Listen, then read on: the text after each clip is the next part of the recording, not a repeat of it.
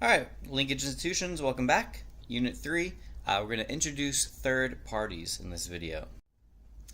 Alright, so you might see third parties, they're also called minor parties at times. I'm going to use the term third parties, even though minor party is kind of technically more correct since there are obviously more than just 3 parties in this country.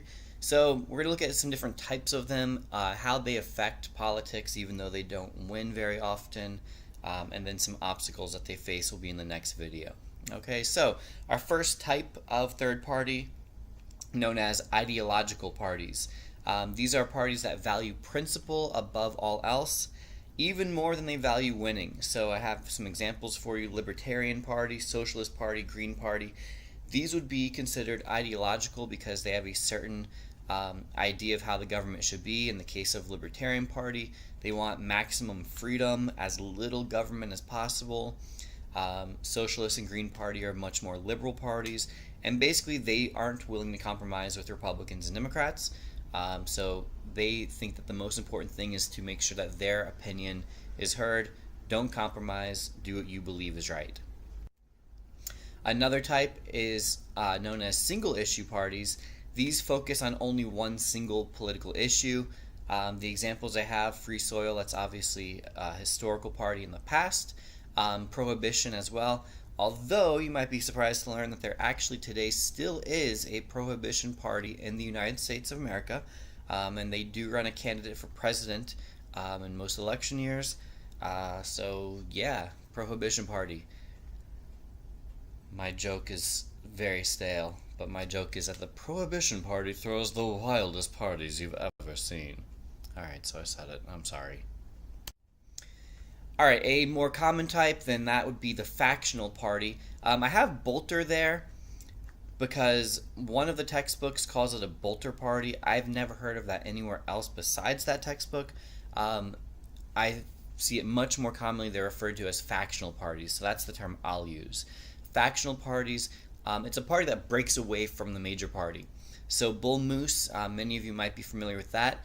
That was when Teddy Roosevelt, after he had been president, and then his successor, Taft, had been president for one term, Teddy decided that he could be doing a better job than Taft was. He wasn't happy with what Taft and the Republicans are doing, so he ran against his own party. So he broke away from the Republican Party, split the vote, and helped the Democrat Woodrow Wilson to win in that election.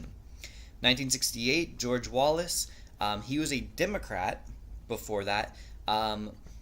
Southern Democrat, he believed in segregation. He's famous for making some declarations about how great segregation was. So he ran on a platform that was basically founded on the idea of segregation, broke away from the Democratic Party, and he did win. I think he carried 5 or 6 states in the South that he won electoral votes for. So we're only about 50 years removed from a candidate winning electoral votes running on a platform of segregation.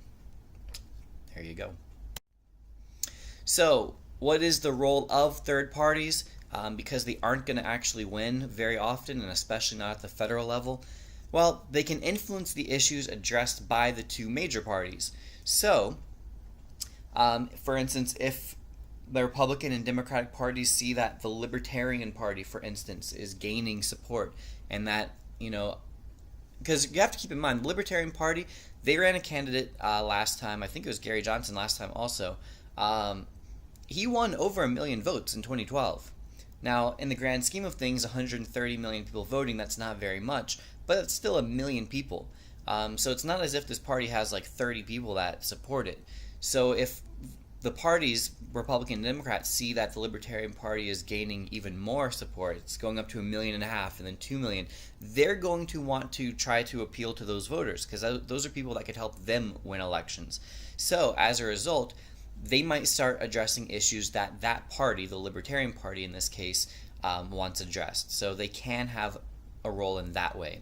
And also they represent a diversity of opinions. So you don't have to, because most people don't fit nice and neatly with the Republican or Democratic Party. So this gives you opportunity. If you're willing to branch away from those two, you can get your opinion really out there a little bit more. And this has been a LaMoney production.